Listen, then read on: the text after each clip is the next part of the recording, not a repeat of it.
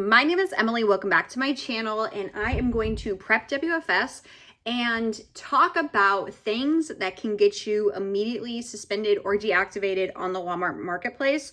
So you need to watch this entire video. There's no filler content, just really important rules, terms of service you may not be aware of. Let's go. You have a return pile sitting around your house. I know I do. Let me introduce you to AVX Returns. They are the return management solution you have been looking for. It's as easy as having all of your returns sent to their warehouse where they prep and resell your returns for you, removing you from the hassle and the process completely. All you do is sit back, relax, and once your return pile is sold, you get paid out. The team at AVX understands resellers, understands the platforms, and the best way to get the most out of each product that they sell for you. You are in trusted hands. Go check them out. Links below. You won't regret it. I have been selling on Walmart. I think this is year 4, or I'm going into year 4 this Q4. And you know, it's interesting.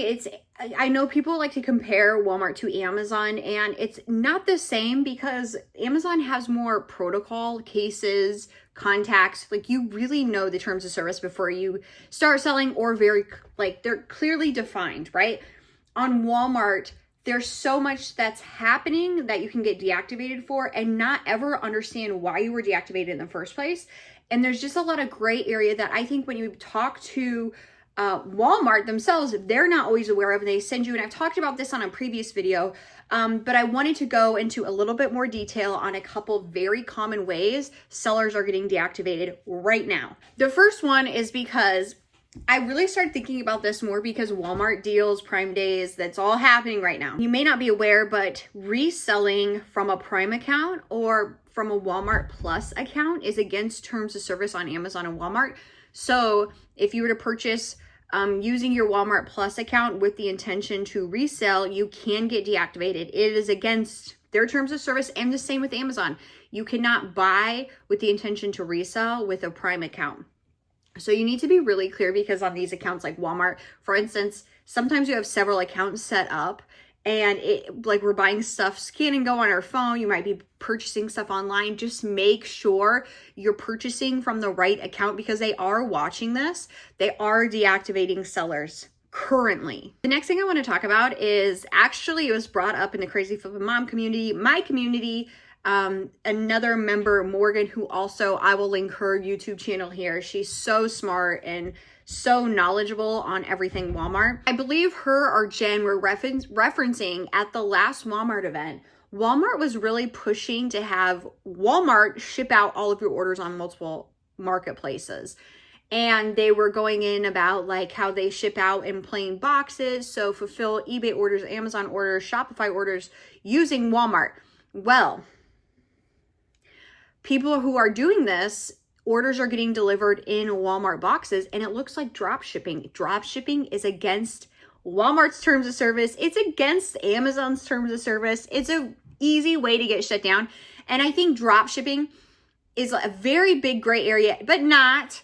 But like, if you start canceling a lot of orders, you don't get stuff checked out on time, sent out, like if you're merchant fulfilling, I think Walmart considers you drop shipping, and like all those orders are piling up, and actually that's why you're being suspended. Multiple reasons why you're being suspended, but they really take drop shipping seriously. And that is just really interesting then to fulfill orders on Amazon, eBay, Shopify, anything using their boxes. I would really be hesitant to have Walmart ship out any orders for you on third-party marketplaces.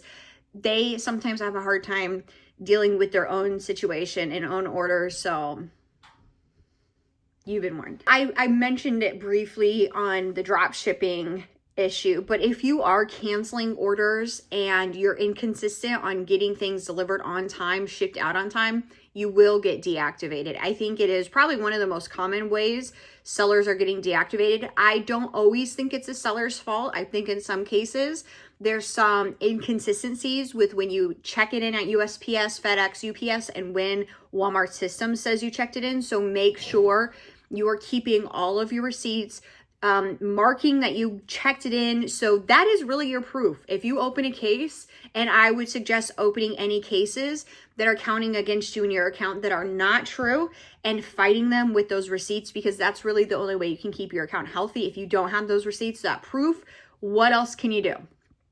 But canceling sales. I never ever recommend sellers cancel sales on Walmart ever for any reason.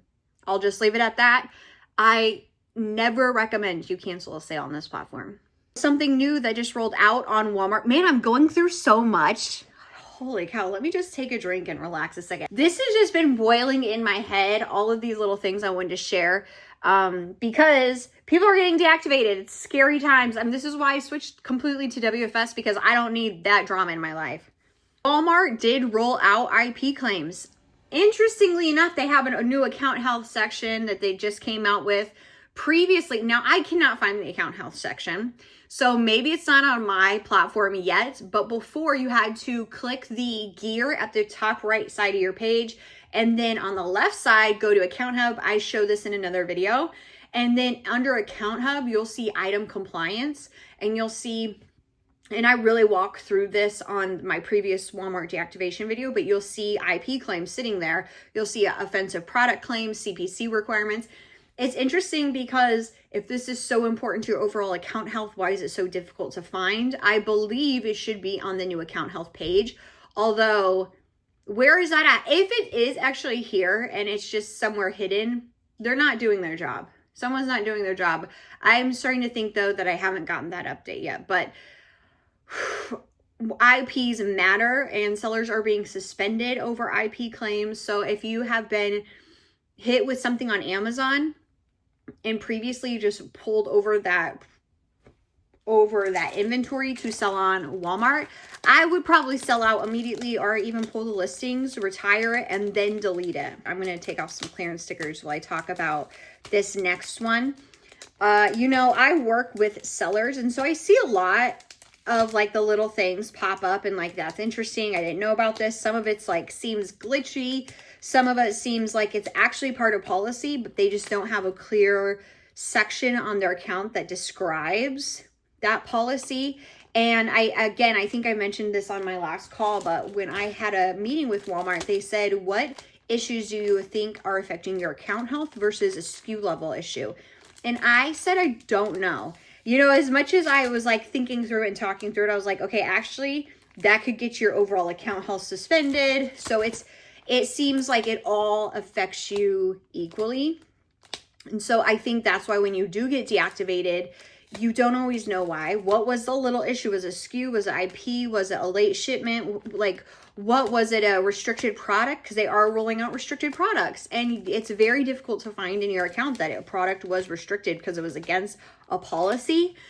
The other thing is on Amazon, not all the time, but when you're suspended, deactivated on Amazon, there is like a clear step-by-step you need to work through to get your account back to submit claims.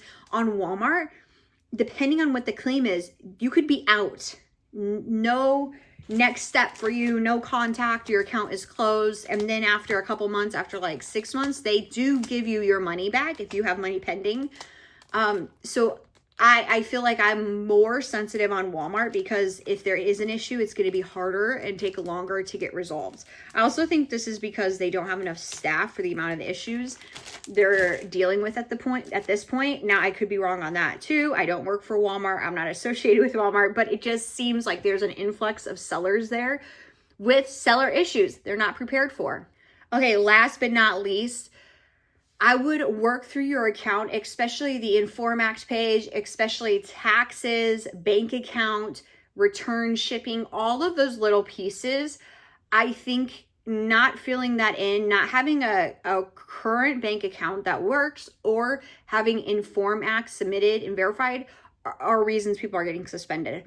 And again, that's annoying that they're not clearly always telling sellers, or maybe they are and we're just not finding them or seeing it. But I mentioned this on a community call, and sure enough, people were going into their Inform Act section and it was not verified. And I just think that is going to cause problems if sellers don't know they're even supposed to be doing that. To sum it all up, I would take some time Read through the terms of service, especially on what they expect for merchant sellers if you intend to merchant fulfill orders through the Q4 season.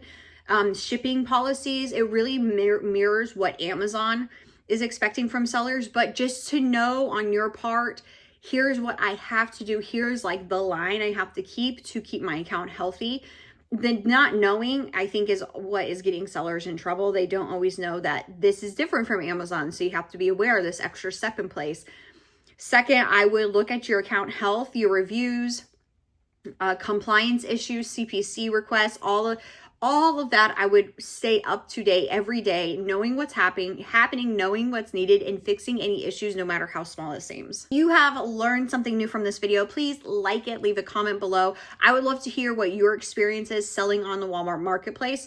It seems that everybody has a little bit different of an experience journey. If you have an issue on your account and things are happening, I would love to hear about it. It's interesting, like just, what is affecting your account versus my account and things that we should all be aware of. I will post links below of anything I've talked about today, including my community. Until next time, thank you for watching. Have a good one.